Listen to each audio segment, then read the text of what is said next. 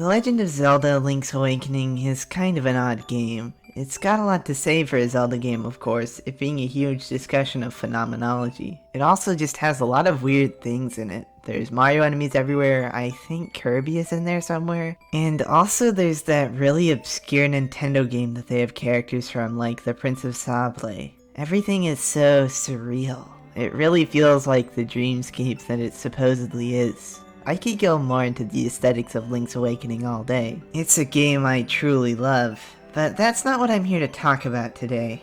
What I'm here to talk about is how weird its depiction of Link is. Link isn't really a hero in this game. In fact, unlike most games in the series, he's characterized strikingly differently.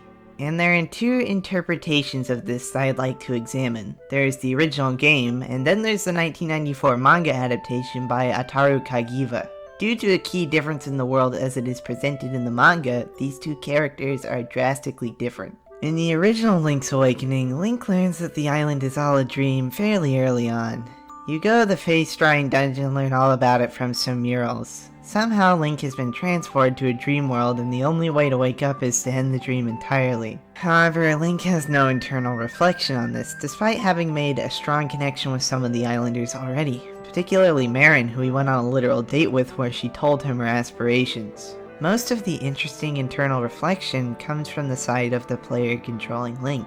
It's a really compelling game. Will you turn the game off and let the villagers live in peace? Or will you let Link wake up and have him experience his life again? You're essentially dooming an entire island to die. It's really tragic. That's not even to look at the phenomenological implications of it all. Is this island real? What is reality? Are dreams not lived experiences? Ultimately, Link does end up destroying the island and waking up.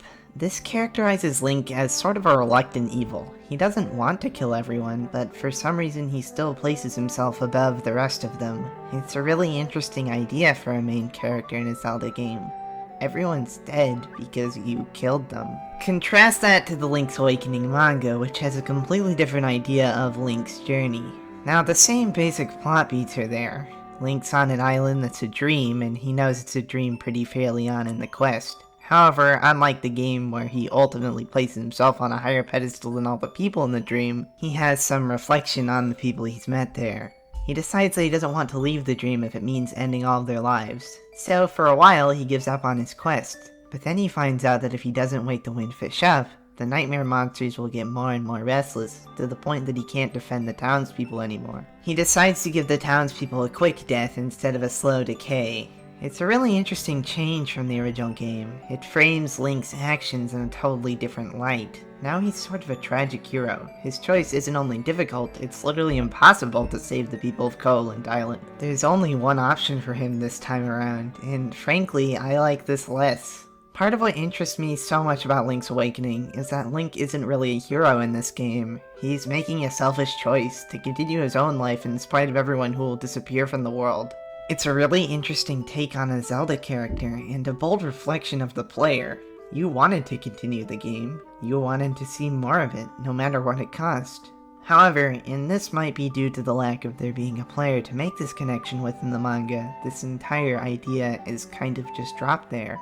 Link is instead made out to be a much more typical hero, which just doesn't sit right with me. One of the most unique characterizations of Link is completely stripped away in this adaptation. It really misses the point of my favorite 2D Zelda game, and that's a huge shame.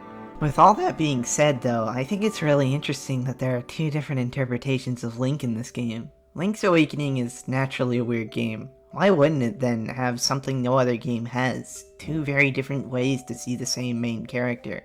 It's just another reason I love this game so much. Even if part of it contradicts another reason I love it.